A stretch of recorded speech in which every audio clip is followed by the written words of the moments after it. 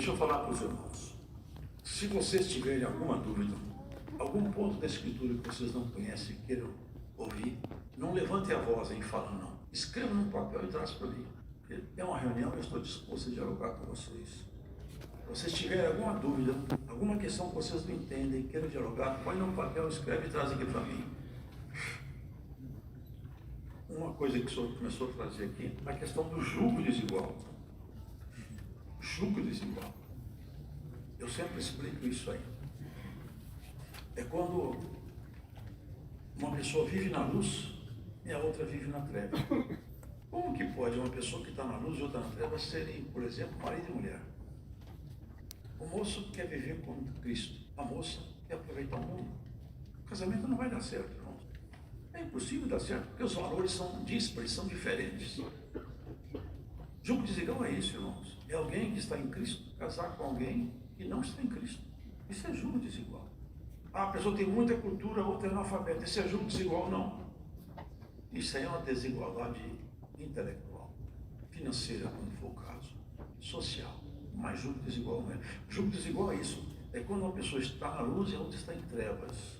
Por isso que os crentes não devem e não podem buscar quem está lá fora. Tem que procurar dentro da igreja seu par.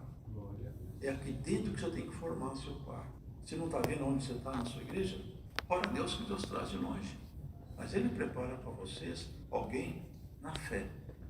E fora da fé é conflito certo, irmãos. Nasce os filhos, a mulher fala, eu vou levar meu menino para a festa, vou levar meu filho para o carnaval, vou levar meu filho para aqui, para lá. Você fala assim, mas eu queria levar para a reunião de jovem. Não, reunião de jovem não. Eu não posso levar para a reunião de jovem, eu vou levar ele agora aqui, vou levar para lá. Acabou o convívio. Começa o conflito a ficar cada vez mais forte. E também, irmãos, confirmação. Vocês já viram? Existe possibilidade de Deus se contradizer? O Espírito Santo entrar em contradição consigo mesmo? É impossível isso, irmão. Eu já vi pessoas falar, mas eu busquei a palavra para casar. Irmãos, perdoa, mas isso aqui sabe o que é? É hipocrisia. Como eu conheço a Bíblia, eu sei que eu não posso casar com infiel, vou buscar a palavra para casar? Irmãos, a palavra de Deus não pode ser anulada. Se quiser casar, casa, mas não vem falar que buscou a palavra, não. Casa e assuma as consequências que elas virão. Nós temos que estar unidos, e saiba isso. Quem vai casar um dia, e vocês vão. Amor não é um produto que você compra com embalagem fechada, viu? Paixão, ela vem e ela arde como fogo. Mas como o fogo queima tudo, ela queima também. E depois ela apaga. Paixão é isso. Amor não. Amor é uma coisa que você vai construindo calmamente. Amor é isso. Porque vocês vão ficar velhos. Não é todo dia que você está simpático. Não é todo dia que você está bonitão. Vai ficar doente. Pode ficar desempregado. Pode aparecer tantas dificuldades na sua vida. O que faz o amor? Amor é quando as almas se entrelaçam. É quando você passa a admirar as virtudes do caráter da outra pessoa. Passe a gostar dela, não pelo físico. Porque tem pessoas que eles apaixonam pela casa, mas não gostam do morador. Agora tem pessoas que amam o morador. A casa pode estar em ruína, mas ele continua gostando do morador. Tem pessoas que casaram, a mulher ou o marido ficaram doentes na cama, o companheiro está ali do lado, o companheiro está ali do lado. Pela vida e pela morte nós estamos juntos. Sabe por quê? É um amor genuíno, não é uma fachada, é sentimento. Isso a gente constrói, irmãos. Constrói. Trata uma criança mal. Eu vi na Holanda, lá tem uma regra de vida. Criança chora, deixa ela chorar. Deu mamar? Deu. Está com febre? Não. Deixa espernear. As crianças choram vários meses, a mãe não vai pôr a mão. A ideia é a cultura deles. Deixa aí. Chega um dia que ela não chora mais. Aí eu vi uma certa holandesa falando, mas meu filho não liga para mim. O tempo que ele precisou de você, você não ligou para ele? Agora eu ligo mesmo. Agora a relação é fria. Então eles vivem lá. Agora, quando a mãe é amorosa, o pai é amoroso, o pai chega em casa, vocês podem ver, pai amoroso, mãe amorosa, quando ele está chegando em casa, até o cachorrinho sai correndo para a porta. Os filhos falam, papai está chegando, mamãe está chegando. Mas quando não tem isso aí, extrato, a mulher fala, tem misericórdia, chegou meu problema aí. Já chega reclamando da comida, brigando. Isso não é. Amor é convívio, amor é prática, amor é arte de conviver. É você saber olhar as virtudes. Porque, irmão, todo mundo tem defeito. Todo mundo tem defeito. Agora, se nós olharmos os defeitos, Qualquer um sabe olhar. Buscar qualidade é só para quem conhece a Cristo. Você vê uma qualidade na sua esposa, destaca ela.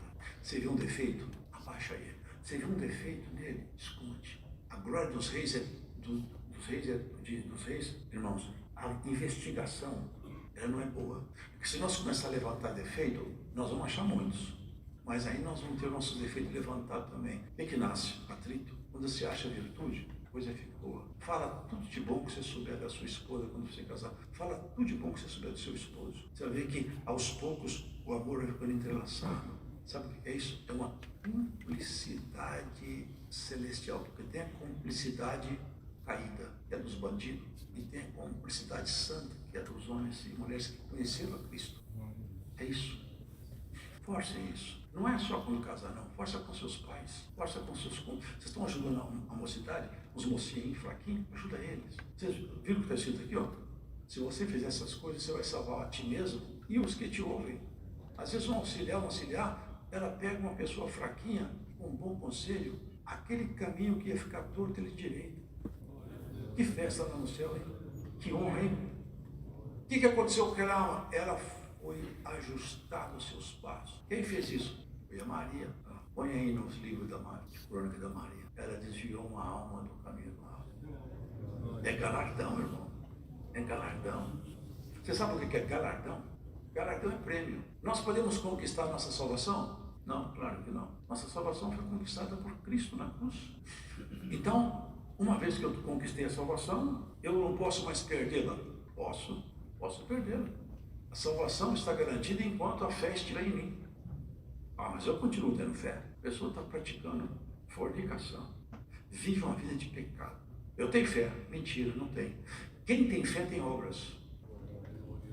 Quem tem fé tem obras. Quem não tem obras, não sou eu que falo, foi o Tiago que falou. Vocês têm fé? Deixa eu ver então as suas obras. Se as suas obras não estiverem gritando atrás de você que você é crente, você está mentindo. Porque a recíproca não é verdadeira. Eu não posso, com minha obra, fazer aparecer fé em alguém. Mas eu posso, com a minha fé, fazer aparecer obra. E eu devo fazer isso. Por isso, irmãos, que muitos têm relaxado. Em muitos lugares houve relaxamento. Eles acreditando, de qualquer jeito eles vão chegar no céu. Se eu perder a minha fé, eu perco as minhas obras. Perdendo as minhas obras, eu perdi minha salvação.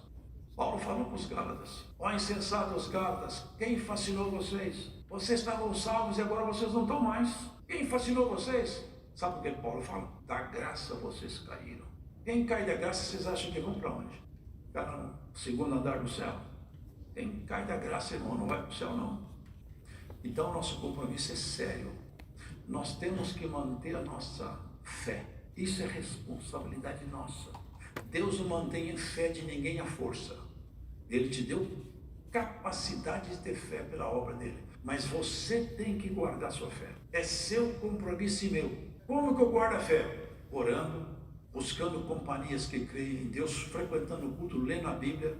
É assim que eu guardo a minha fé. Tendo obras que são chamadas os frutos do Espírito. Quando eu estou em Cristo, os frutos do Espírito aparecem em mim. Comentei um pouco disso. Você pode, vai numa chácara, corta uma carne e põe em cima da mesa. Não dá 5 minutos, as varejeiras chegam tudo lá. Ela sente o cheiro da carne longe. É assim quando nós começamos a desviar para o caminho carnal. Não vem as varejeiras, vem as forças caídas. Eles são atraídos pela ação. E daqui a pouco o crente está completamente tomado, como se fosse, o salmista fala, como um bando de abelhas me cercaram. Assim, irmãos, é a nossa conduta. Nós não podemos conquistar nossa fé, porque ela já está conquistada, mas galardão nós podemos. Eu posso ter galardões. Quanto mais eu me esforçar, mais eu terei galardões. E lá no céu também não vai ter assim, mas que galardãozão, hein? Mas eu estou mexeruca aqui, eu estou menor. Lá no céu ninguém se sente menor. Tem isso aí, também tem por conta disso. Lá no céu nós somos igualados no amor. Mas Deus nos vê com galardão distinto. E nós temos a glória de Deus em galardão distinto aumentada em cada um de nós. Sem que isso seja para divisão. Porque Deus nivela por cima. Aqui embaixo é nivelado por baixo. Lá é por cima. Eu sempre falo isso, né? Porque é uma coisa que o Senhor me falou há muitos anos. Quando um que tem um galardão assim encontra um que tem um galardãozão, sabe o que acontece quando eles encontram? Que tem galardão pequeno, olha para o outro e não vê o galardão grande dele. Eles se misturam. os dois entram em regozijo. Tem maior, mas ninguém se sente menor. Aqui embaixo, quem é maior pisa no pescoço de quem é menor. Aqui até as pequenas autoridades, você pode ver, você sabe com quem você está falando, é as coisas que você ouve. Alguém começa a conversar e começa a despistar para poder mostrar as qualidades dele. Daqui a pouco ele está falando o carro que tem, a casa que tem, o quanto que tem no banco, a titulação acadêmica dele, ou mostra o físico. Ele tem que mostrar alguma coisa. Diferente do nosso mestre, sendo na forma, Deus se fez homem, e na forma de homem se fez servo. Qual será a nossa vocação? Procure lembrar isso aí. Procure mostrar a sua natureza humana, não. Tem moça que conquista o namorado exibindo o corpo. E tem moça exibindo o corpo também, não é só moça não. Conquista eu, mas que corpo bonito, gostou da casa. Casou com a casa, mas daqui a pouco os moradores não dão certo. Tem pessoa que dá mais valor para a casa que para o morador. Mas quando a conquista de alma se junta na alma, você gosta do jeito dela, do jeito dele, da forma que trata a mãe, trata o pai, trata os amigos. Quem trata mal a mãe, o pai, os amigos, quando casar vai tratar mal a mulher, o esposo, a esposa é natural. Quem é displicente antes do casamento, fica displicente depois. Guardei isso aqui também. Existem algumas coisas que no passado não era falado, mas hoje nós temos que falar. A forma da mulher vestir e do homem vestir pode ser em si mesmo um pecado. E esse pecado tem um nome. Você sabe o nome dele? Quem sabe aí? Lascívia. A lascívia é pecado. É você tentar provocar um desejo carnal em alguém. Isso é para quem está no mundo aí. Isso conquista é casa. E também descarta. Casamento não dura mais nada. Casamento para nós é para a vida inteira.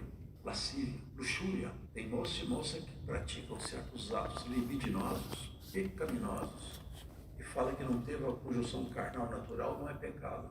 Pode enganar quem for, mas Deus não engana. Pode falar o que for, mas Deus não engana. Depois vai prestar conta, porque todo pecado tem preço. É isso aí. Eu notei algumas coisas aqui que eu queria conversar com vocês. Cuidado com bebida alcoólica. E olha os jovens que estão em volta de vocês, recomende eles. Se alguém tiver pergunta, pode trazer aqui. Pode ir. Quando está lembrando, irmãos, que os auxiliares, as auxiliares e os auxiliares também, os moços, são referências. Quando a moça se veste de uma forma não recomendável, ou fala aquilo que não convém, ou pratica o que não deve, os moços vão atrás, porque tem em vocês uma referência, tem nos moços uma referência. Nisso nós devemos ter bastante cuidado, porque é verdade isso aí. Aqui está dizendo que a morte será lançada no lago de enxofre, né? Jesus tomou a chave da morte. A morte, vocês vão assustar agora, é um ministro de Deus. A morte trabalha para Deus. Estranho, né? Tem gente que abre até o olho quando eu falo. A morte não existia. Ela foi invocada por Deus e dada a ela uma missão. Quando Adão pecou, havia sido anunciado que existiria alguma coisa que seria invocada a partir do pecado. Até então, ela não estava invocada. Quando Adão pecou, o Senhor falou: lembra-te, homem. Lá vocês já viram isso escrito lá atrás? A alma que pecar, essa morrerá. Foi tirado do pó, vai voltar ao pó. A morte, então, sentencia todo ser humano até a vinda do Senhor. Ela foi tragada na vitória. Por que ela existe ainda? Porque a nossa vitória ainda não está consagrada definitivamente na vida da história da igreja. Quando vai acontecer isso? Quando Cristo vier pela segunda vez. Quando Ele vier pela segunda vez, vai acontecer isso. Todos os crentes fiéis vão ser arrebatados ao céu, transformados. Quem tiver já partido aqui vai receber um corpo glorificado. Quem estiver aqui vai ter um corpo transformado em glória. Ali, a morte nunca mais vai operar na igreja. Vai continuar operando na terra por 1000 anos. Depois, a morte definitiva vai ser, porque a morte mesmo, física, não é o grande problema. Embora que ela seja muito triste. Mas a morte terrível é a morte definitiva. É que vem após a existência humana. Porque se você pensar o que é um ser humano chegar perto da morte, ele pode pensar: se ele não acredita em Deus, vai ser bom, agora também não morro.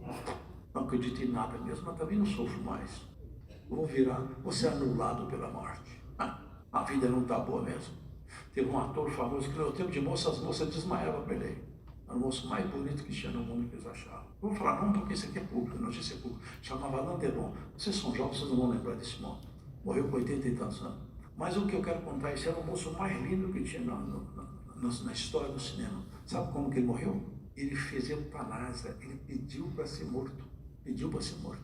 O homem mais bonito do cinema no meu tempo de moço pediu para ser morto. Sabe por quê? Acabou toda a fantasia da vida e ele não tinha esperança nenhuma mais pela vida. Agora, o terrível é a pessoa terminar isso aqui, passa pela porta daqui, sai do outro lado. Aí ele encontra um lago de fogo ardente e na porta está escrito: nunca mais você sai daqui. Ali então o desespero não tem mais fim, porque todo mundo lá embaixo está na mesma situação. É uma entrada sem volta, caminho só de ida. Ali é tenebroso. A morte foi entregada para nós, mas a pior morte que existe, ela vai colocar lá dentro todos os espíritos caídos de todo ser humano que não tiver aceitado a palavra de Deus. Mas a morte é ministro de Deus até aquele grande dia. Depois, a própria morte não tem mais efeito, ela não tem mais onde operar. Isso vai acontecer quando Jesus vier. Cremos que quando ele vier e levar a igreja, vai se dar o início do milênio. É um ano sabático aí.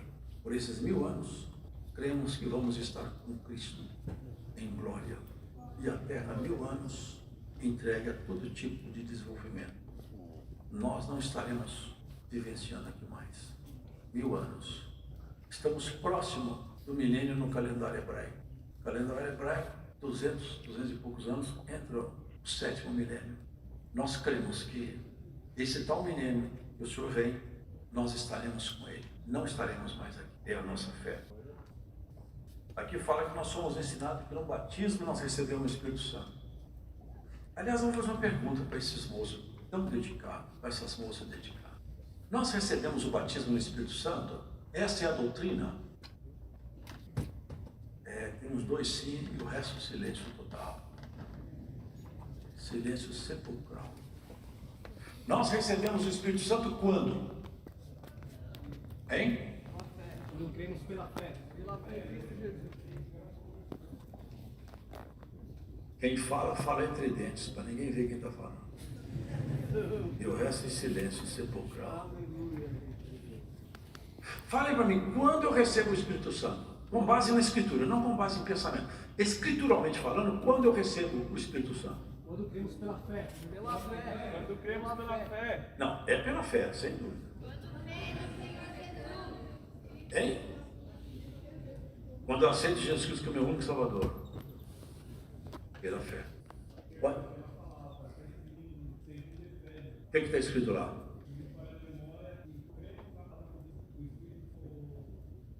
Está escrito lá assim: nós somos salvos pela fé.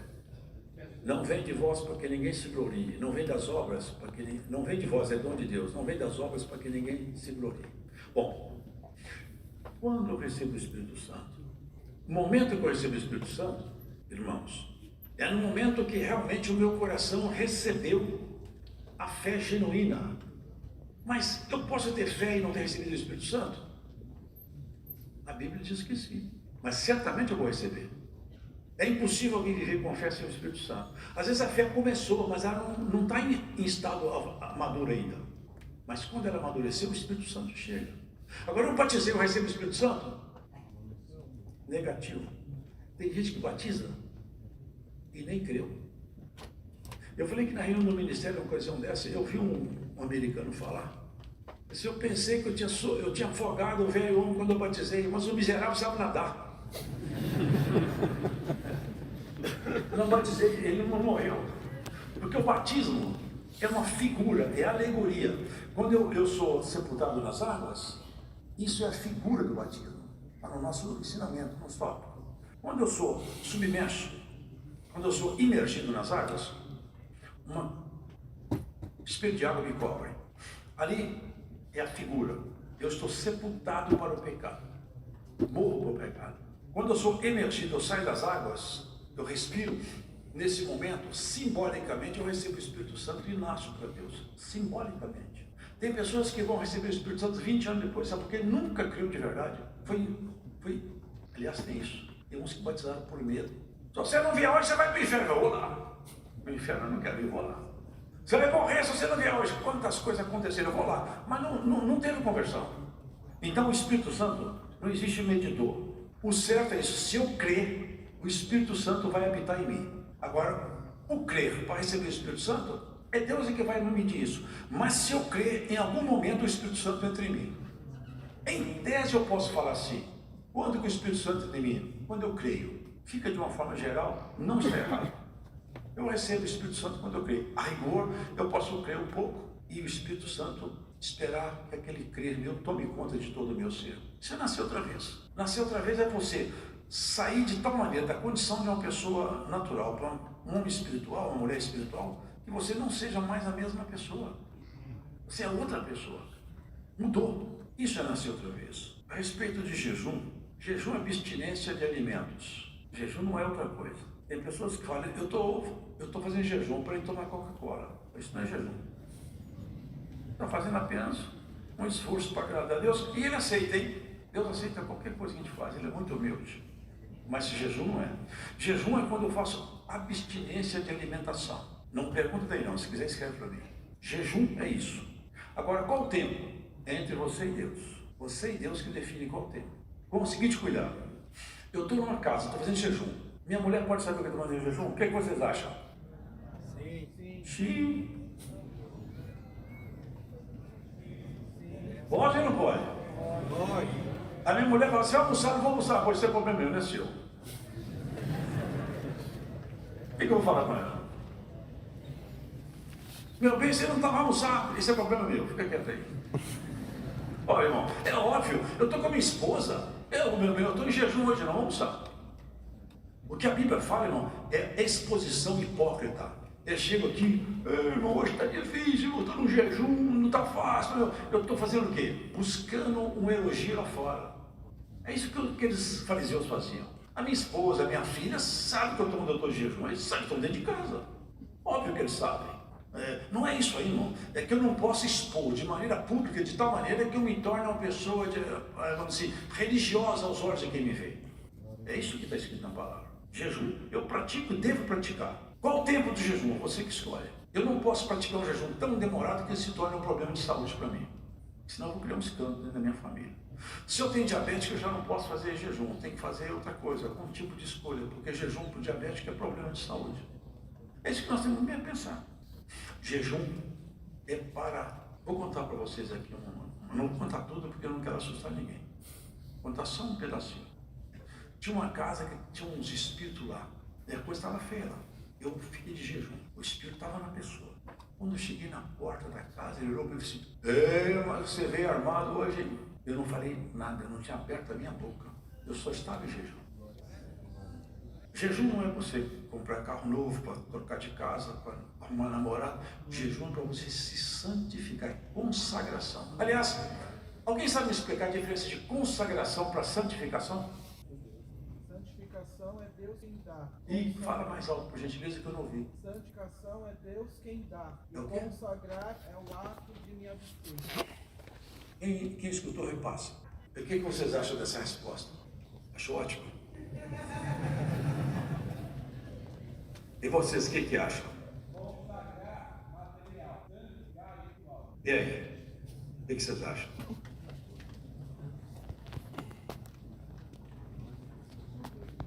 Sabe, irmão, reunião, nós não estamos brincando, mas reunião é um pouco de relaxamento, para a gente poder dialogar sobre a doutrina, senão fica muito pesado, não tem como a gente dialogar. Por isso que eu faço isso, eu não atendo mais reunião, mas a reunião tem que ter um momento que a gente possa passar o ensinamento sem que seja o ar pesado, entendeu?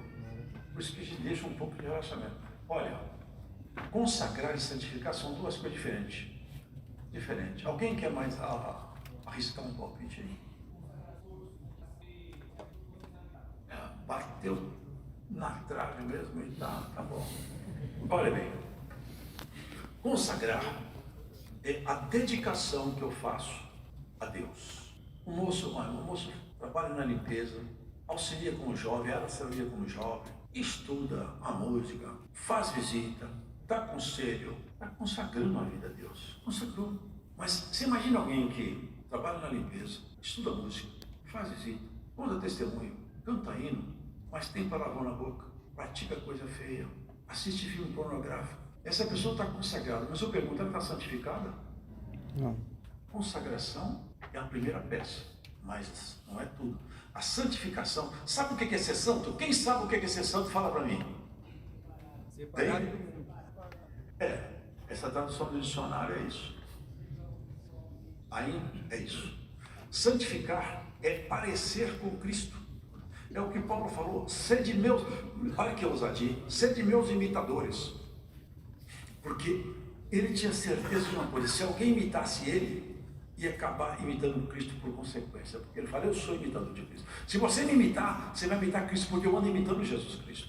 Então, santificação é ter um caráter parecido com o de Jesus. Quem tem caráter parecido com o de Jesus, não contamina suas vestes, não tem boca suja, não tem atos libidinosos, não assiste o que não pode, não lê o que não pode, não fala o que não convém.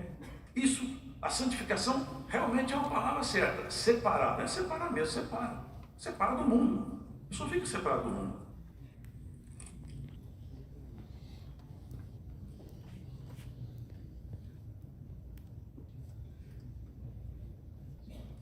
Essa pergunta do Lázaro aqui, eu vou falar duas coisas. Primeiro, que ali não está escrito que é parábola, só no título de nossa tradução, João Ferreira de Almeida, fala que é parábola. Jesus não fala que é parábola, até porque Jesus nunca nomeou personagem de parábola.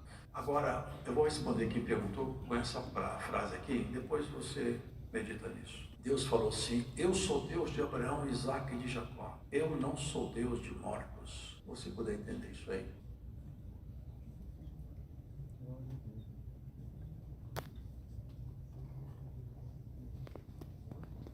Qual o limite que eu tenho, me perguntaram, para frequentar eventos de outra igreja, coisas semelhantes a essa? Sabe qual é o seu limite? Não vai ser daqui do público que você vai ouvir. É sua consciência que vai te falar. A sua consciência marca os seus limites. Quanto mais afinada com Cristo, mais você vai perceber seus limites. Pode vir com calma. Você vai ver na sua consciência as marcas dos seus limites.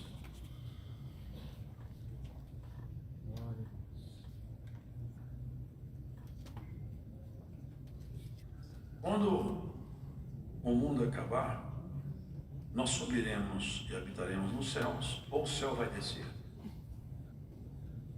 O que vocês acham? Hein? Aonde que está o céu?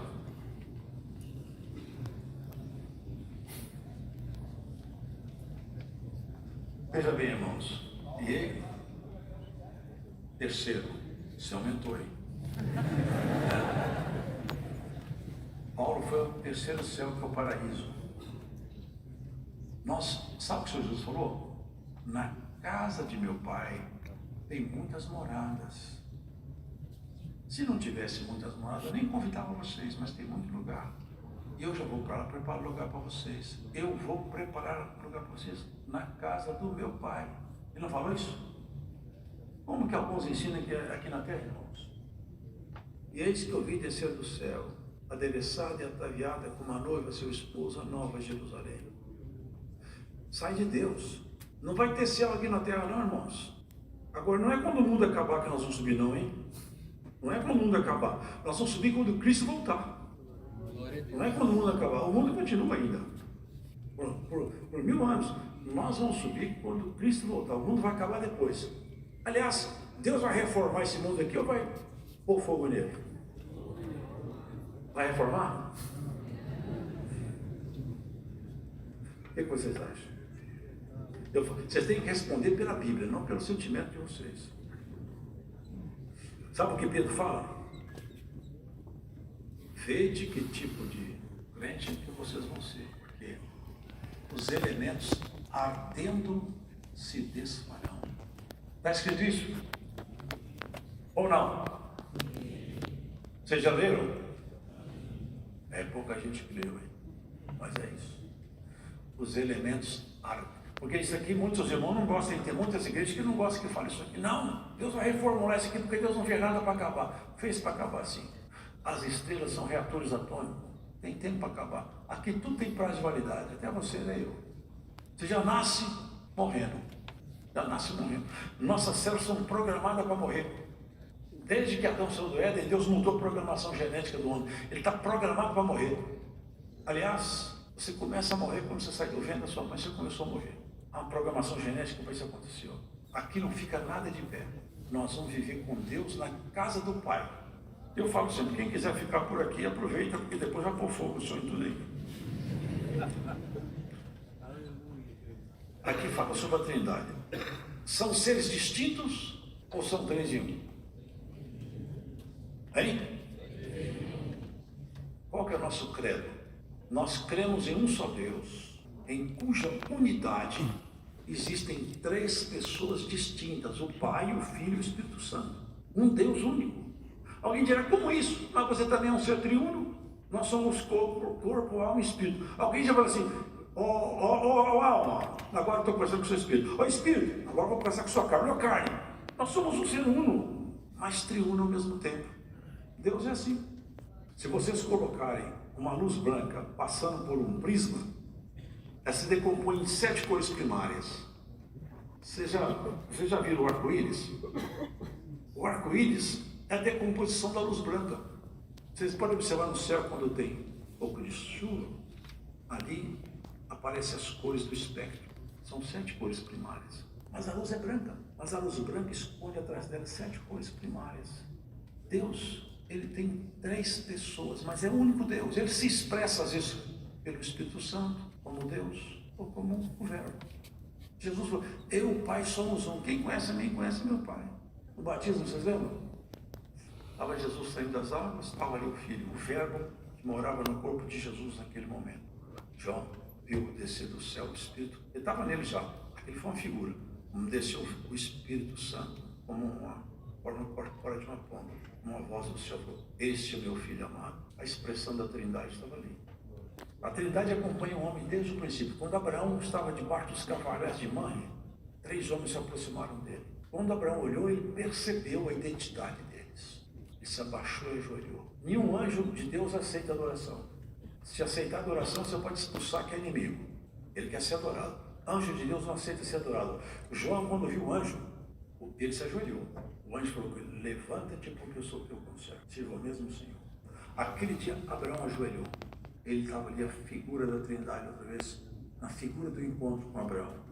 Quando nós fazemos batismo em nome do Pai, do Filho e do Espírito Santo, nós referenciamos a Trindade outra vez. Arrebatamento de Espírito é dom de Deus.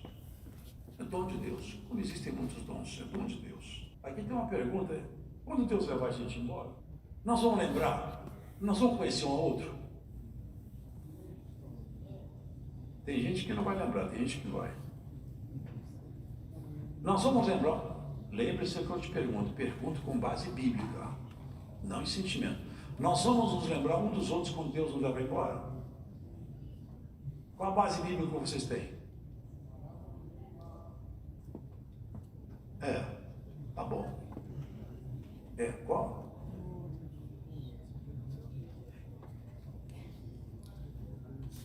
Mas tem uma que é mais clara, sabe qual que é? É assim. Quando, no Monte da Transfiguração, Jesus estava lá com Pedro, João e Tiago, apresentaram-se lá 2 pessoas, vocês lembram que eram? E Moisés? Tinha morrido ou foi arrebatado? Foi arrebatado nada. Morreu mesmo. Mas como que Pedro conheceu Moisés? Não tinha álbum de fotografia? Vocês percebem que Moisés não perdeu a identidade dele? O Senhor fala, eu sou Deus de Abraão, Isaac e Jacó, a identidade mantida.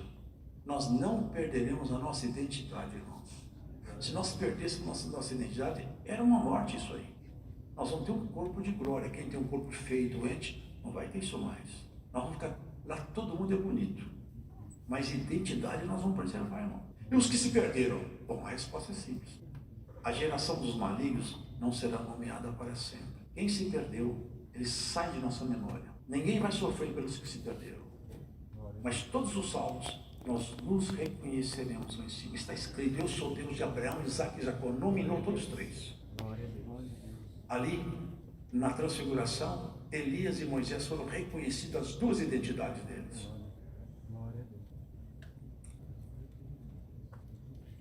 Olha a diferença entre alma e espírito. A Bíblia não fala qual a diferença.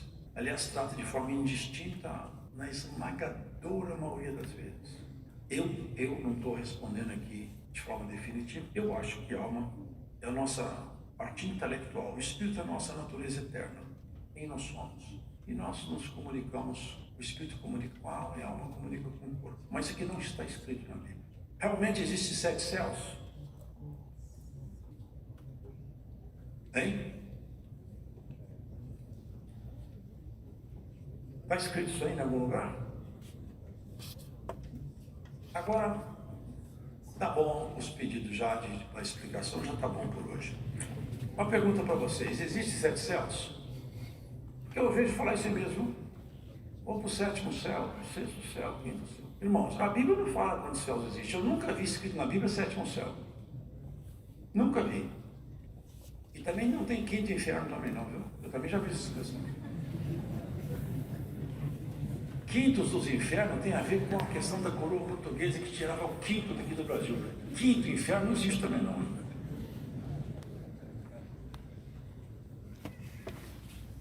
A questão do arrebatamento ser pré ou pós-tribulação, a congregação não fez uma definição doutrinária sobre isso, por isso que eu não vou responder.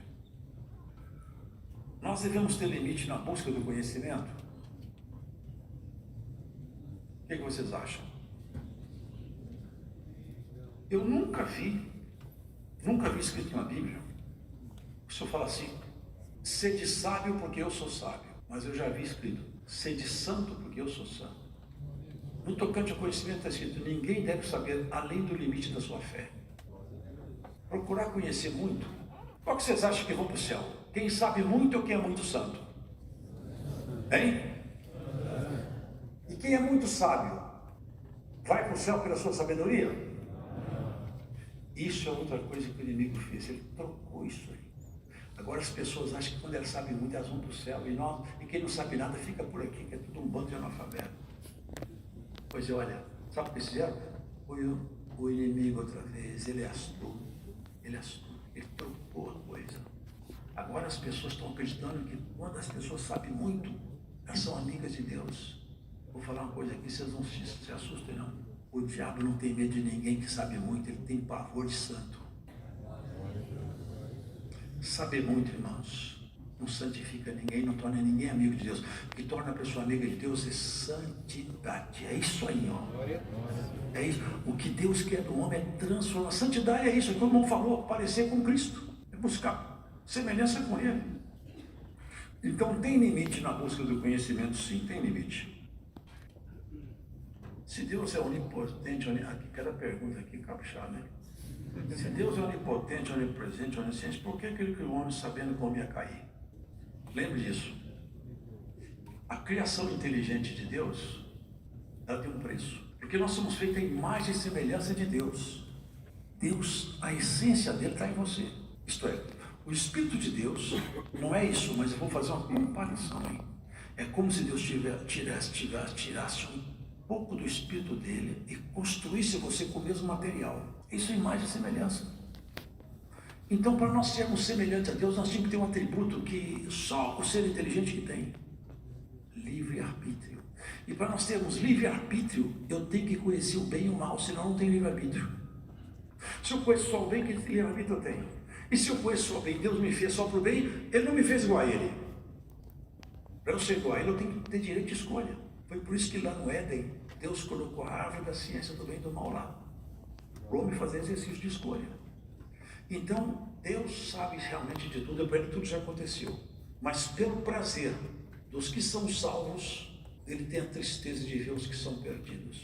Pela imagem que você preserva, pela semelhança que você guarda em você, o prazer que Deus tem nisso é maior do que a tristeza que Ele tem pelos que se perdem.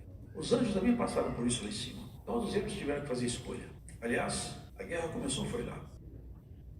Essa questão de hinos, de outra igreja, louvores, eu já falei. Cada um de vocês tem o Espírito Santo e tem a consciência no Espírito Santo. Nós temos uma consciência humana, mas em cima da consciência humana nós temos uma consciência no Espírito Santo. Nós devemos nos pautar por ela. Se Deus é onisciente, logo Ele sabe quem será salvo. E se a predestinação existe, em teoria, não é livre-arbítrio. Irmão, Romanos está escrito assim: aos que dantes conheceu, a estes predestinou. O que há de vir no futuro, para Deus, já foi. Ele transita entre passado, presente e futuro livremente, porque está muito acima da escala do tempo. Deus não está limitado a nada. É um ser absolutamente infinito. Nada. Deus não é comportado em nenhum ambiente, em nenhum espaço. O universo, o cosmos, está em Deus, mas Deus não está no cosmos. Ele é acima de tudo isso aí. Ele não está contido em nada. É um ser incriado. Nunca começou a ter dias. Nunca vai ter fim. Então, aqui está a pergunta, né? Passado, presente e futuro já foi. Quando você nasceu, era um bebê, agora você está aí. Quando você é velhinha, morreu com 100 aninhos. Deus já viu isso aí.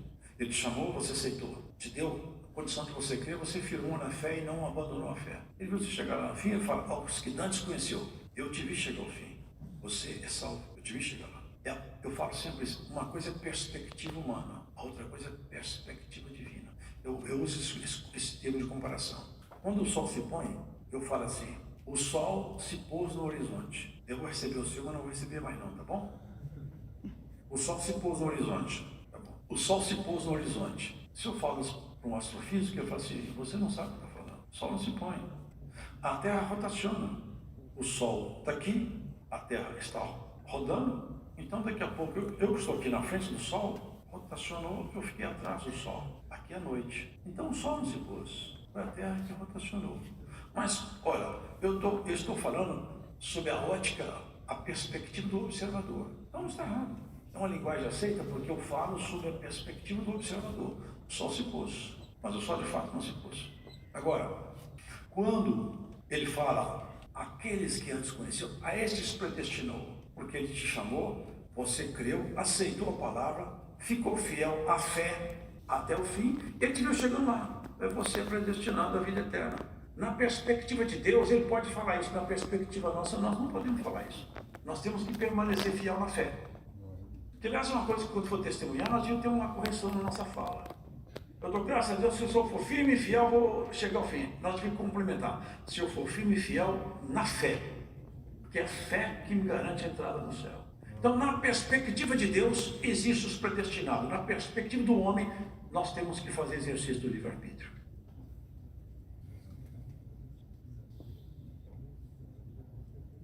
Se alguém tem frieza de coração, falta de sentimento, falta de medo e neutralidade, mesmo assim chorar pela palavra, o que significa? Bom, isso é só Deus que pode responder, uma coisa muito íntima entre Deus e a pessoa. Eu não me atrevo a entrar na sua seara aí. O que eles chamam de andares no céu? São céus, são céus. Se existe terceiro, uma coisa eu posso falar sem errar: existe primeiro e segundo. Agora, se existe sétimo, eu não posso falar, mas que existe primeiro e segundo, eu posso. Porque não tem como ter terceiro se não tem primeiro. Está certo isso, irmão? Não é isso. Há necessidade de buscar a palavra para casar, o amor é suficiente. Primeiro nós temos que fazer uma higiene na palavra amor. Uma higiene nessa palavra. Amor é quando eu apaixono pela casa ou quando eu apaixono pelo morador. Olha, é tão difícil gostar do morador. A gente gosta mais da casa. Vocês já viram isso aí? É verdade, irmão. Quanto mais jovem, mais a casa interessa. Aquele moço lá é um moço íntegro, santo, puro, dedicado. É, mas ele é feio, hein? É verdade isso, não é, irmão? Eu falando que é verdade, irmão. Aquela moça é santa, dedicada, ela é santificada, mas ela é prejudicada. Isso que eu estou falando que é verdade ou não é? É difícil uma pessoa ter maturidade para enxergar um morador. É só alguém que realmente se entregou a Cristo. Esse é o grande problema dos casamentos, porque gosta da casa. A casa é bonita, mas às vezes o morador é problemático. Depois vem os conflitos. Nós temos que conhecer com quem nós estamos casando. Sabe o que eu acho? Busque a palavra só depois que você tiver certeza que você está interessado no caráter dele. no caráter dela. Veja o caráter da pessoa antes de gostar da aparência. Porque aparência piora, feiura só aumenta, beleza diminui, mas caráter não. Se você observar quem é a pessoa que você está olhando para ela, procura saber como que ela convive com as outras pessoas, como que ela convive em casa, para ver se você vai continuar nesse assunto ou não. Porque depois que a pessoa apaixona, qualquer palavra confirma. É ou não é? Confirma. Deus é contigo, confirmou, vou casar, Deus é comigo. É isso, irmãos. Eu conheço a mocidade, eu fui cooperador de jovens, muitos anos. É isso. Irmão Luiz, eu estou confirmado, eu vi a confirmação, eu vi lá. Deus será contigo, pronto, aí, ó, já está tudo que eu queria. Olha primeiro quem é a pessoa, vê o caráter da pessoa, depois vai buscar uma confirmação de Deus. Aí você vai ter segurança no que você vai fazer. Lá no Éden, ele pergunta que tinha uma árvore da vida e uma árvore do conhecimento do bem e do mal. Essa árvore da vida fazia as pessoas não morrer mais. Para nós, ela tem uma simbologia, que é a palavra de Deus. E por intermédio dele, eu como ela com os ouvidos. E ela me dá vida, porque o Espírito de Deus entra em mim a partir do momento que eu escuto a palavra e creio nela. A árvore do conhecimento do bem e do mal está no mundo. Mas veja a ciência humana, que é necessária para nós. A mesma teoria atômica, que é capaz de fazer uma usina nuclear, gerar energia, que é capaz de fazer até propulsão. Hoje estão até com uma pastilha aí, um pastilha atômica, vai com um carro andar com uma bateria que vai durar 50 anos. Essa mesma teoria, que é a teoria do átomo, da fissão do núcleo, da fusão nuclear, ela faz bomba de destruição em massa. A pólvora que começou, que fez uma revolução no mundo, olha quantas armas surgiram a partir da pólvora. Conhecimento da química da analítica, quantos remédios não foram feitos, quantas drogas não foram produzidas. A ciência humana, ela faz o bem, mas ela faz o mal. Depende de quem ministra naquele homem, aquela mulher, a intenção do uso do conhecimento. Uma espada, uma faca afiada corta a carne com a beleza, mas na mão de um louco é uma arma de morte. A ciência de bem e de mal está aí. Nós estamos diante de uma revolução próxima. Vocês vão ouvir. Nos próximos 5 anos, vocês vão ver uma revolução nunca antes vista. Vocês nunca viram isso, vocês vão ver agora. 5 anos é o prazo limite para vocês experimentarem uma mudança radical em toda forma de relacionamento virtual. Vai ter uma mudança brutal na humanidade, por intermédio de uma ciência, que é uma ciência da área de computação, está integrada hoje com computação quântica, chamada inteligência artificial. Haverá mudanças na escala de valores, na forma de relacionamento e até nas soluções de tecnologia que virão por aí. Por isso que vocês têm que se santificar, buscar ficar perto do Senhor, porque tudo isso aí é do lado de fora. Tudo isso é por um tempo. Tudo isso só vai daqui. É ciência de bem e ciência de mal. Jesus é Deus? É Deus ou não é? Sim. Eu e o Pai somos um. Quem me conhece a mim, conhece a meu Pai. No princípio era o Verbo. O Verbo estava com Deus, o Verbo era Deus. O Verbo se fez carne e habitou entre nós. Jesus o que é? É o Verbo. Essa palavra aqui tem muitos que têm medo de falar, que confunde com kardexismo. Não tem nada a ver com kardexismo. Jesus é o Verbo encarnado, não é reencarnado, né? É encarnado, é o Verbo feito carne. Ele se fez carne e habitou entre nós. Doutrina sobre oração em mente. Eu não sei o que quer dizer isso, mas deve ser orar sem falar, sei lá, deve ser isso. Oração é o único jeito de um crente ficar de pé. O único jeito. Quem não ora não consegue ficar de pé a vida inteira. Oração, ele tem um segredo, ele te faz gostar de Deus com o passar do tempo. Te faz acreditar nos dons, acreditar na intervenção divina. Faz você interceder pela sua família, pedir misericórdia, adorar a Deus. A oração, ela traz consigo um leque de coisas boas. A intercessão, Paulo fala em orai, combatei comigo em vossas orações. É forma de combate, é forma de intercessão, é forma de adoração, é forma de humilhação. Oração. Eu não oro com a mente, mas tem muitos que oram. Eu oro falando. Falo baixo, mas isso aqui cada um que escolhe. leitura bíblica e estudo bíblico. Bom, como que a congregação, e nós enxergamos estudo bíblico?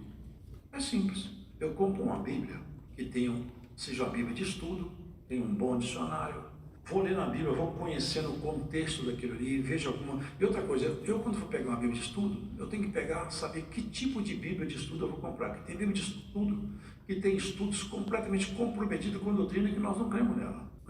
Eu vi uma Bíblia de estudo muito boa, chamada Bíblia Evangélica de Estudo, que é da João Ferreira de Almeida.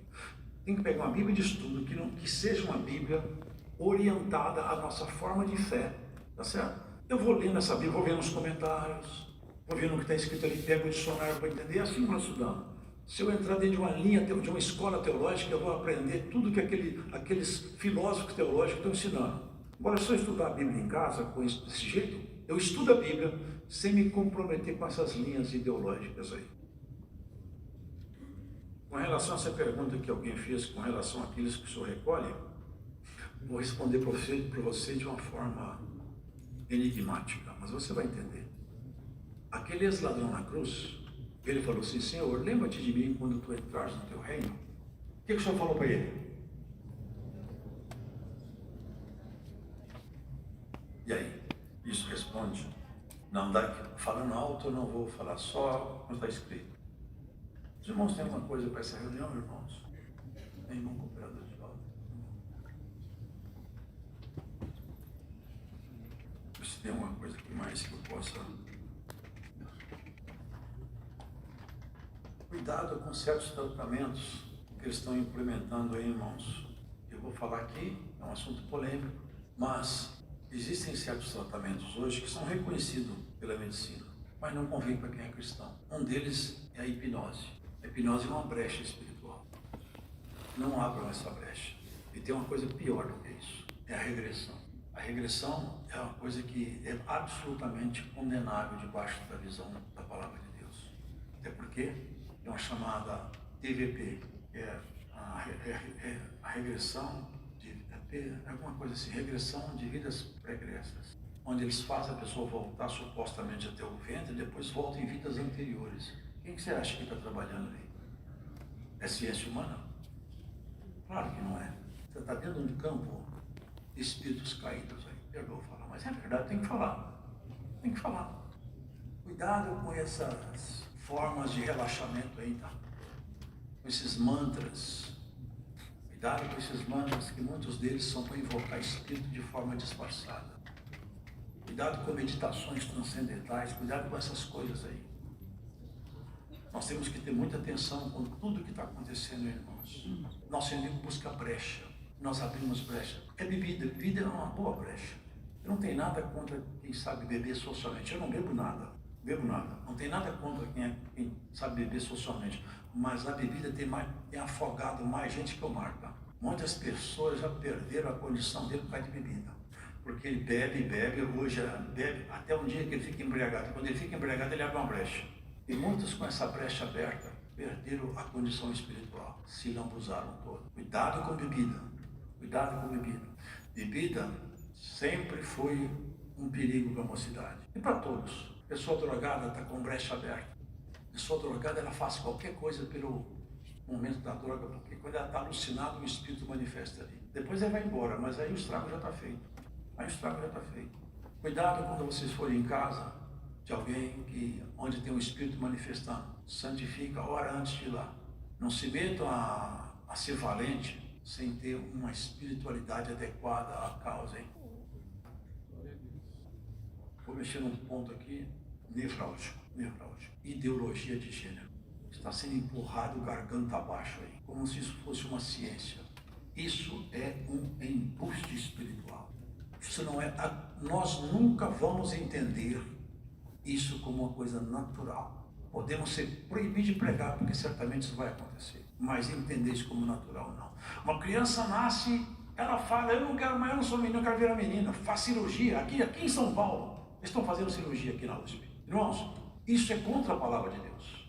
Relacionamento homoafetivo. O mundo está liberado, faz o que quer. Nós não mexemos com a vida de ninguém. Quem quiser viver uma relação homoafetiva, seja feliz. O mundo está de portas abertas para isso. Mas a palavra de Deus não está.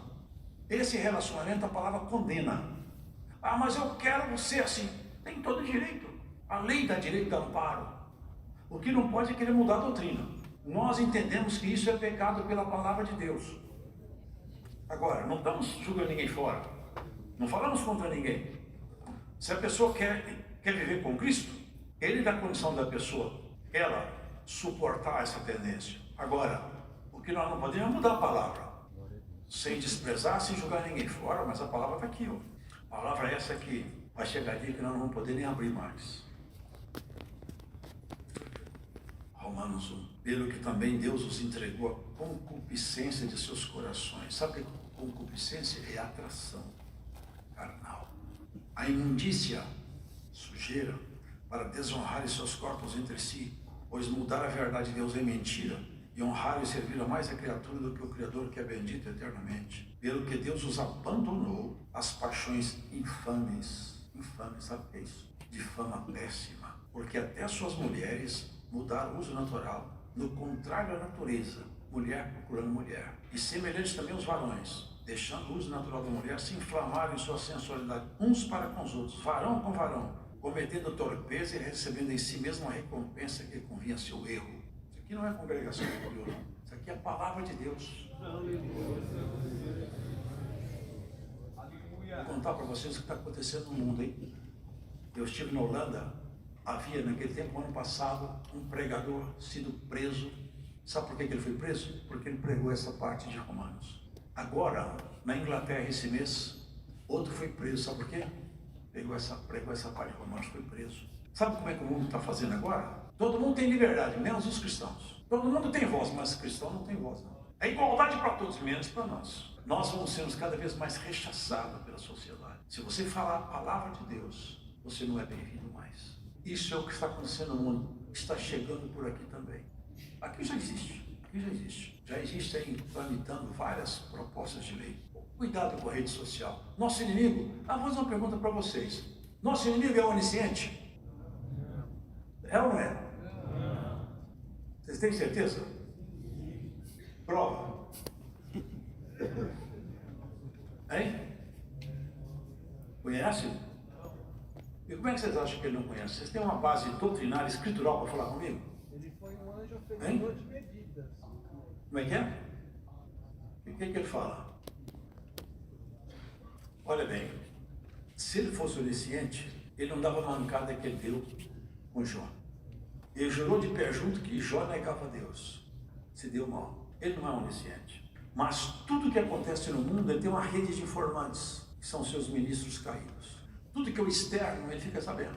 Agora tem pessoa que põe na rede social. Tudo que vai na vida dele, sentimental, a rede social, as entranhas da pessoa põe na rede social. Sabe o que está fazendo?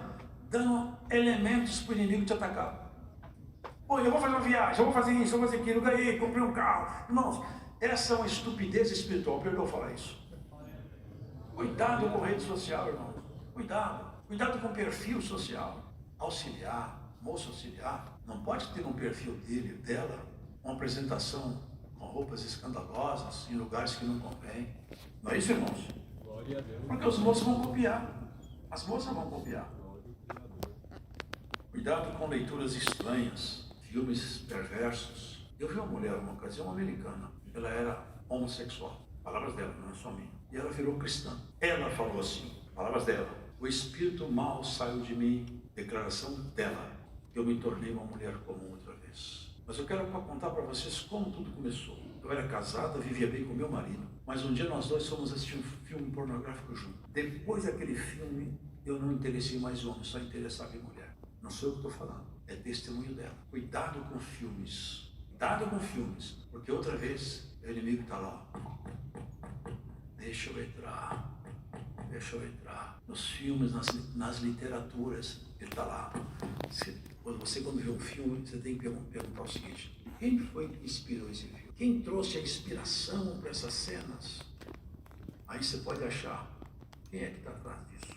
Até na sala de aula, os professores, eu sei disso muito bem, eles destilam a doutrina dele gradativamente quando eles ministram as disciplinas. conto um caso aqui que passou um pouco da escala de valores dele. Minhas filhas, quando elas estudavam, era pequenininha, um professor que era kardecista, ele foi até muito longe, ele falava assim, na lenda da Bíblia, ele já descaracterizava completamente a palavra de Deus. E as pessoas vão passando valores, à medida que vão ministrando conhecimento, eles passam valores. E nós temos que estar atentos. Você vai numa faculdade, numa escola, você vai lá pegar conhecimento técnico, espiritual, eles não têm nada para te dar. Eles não têm nada para te ensinar lá. Tem muita coisa aqui, mas a hora passou, irmãos. Mas acho que está de bom tamanho. Tá? Os irmãos, tem alguma coisa mais para essa reunião? Tem, meus irmãos? Os irmãos? Bom, João, tem alguma coisa para os jovens? Se tiver, vem cá. Bom, hoje, irmãos, nessa reunião de aconselhamentos, Deus preparou que aqui estão presentes, né, 17 anciães, 2 diáconos, 14 cooperadores de ofício, 41 cooperadores de jovens, superfazendo 74 irmãos como assessor, 409 auxiliares de jovens e menores, 13 colaboradores, 26 convidados, superfazendo aí ao final 523 irmãos. Um número muito bom, né, irmão? Glória a Deus. Deus faça vocês felizes. Vocês sejam prósperos nessa graça. Vocês sejam cada vez mais próximos de Deus. Vocês gostem das coisas santas. Vocês gostem de ouvir coisas bonitas. Contem testemunhos. Façam visitas. Cantem hinos. E quando for deitar, lembra, meu nome está escrito no livro da vida. Eu sou a pessoa mais feliz do mundo. O amor de Deus, a graça do nosso Senhor Jesus Cristo, a comunhão do Espírito Santo, a sua santa palavra permaneça em nossos corações. Deus seja louvado. Amém.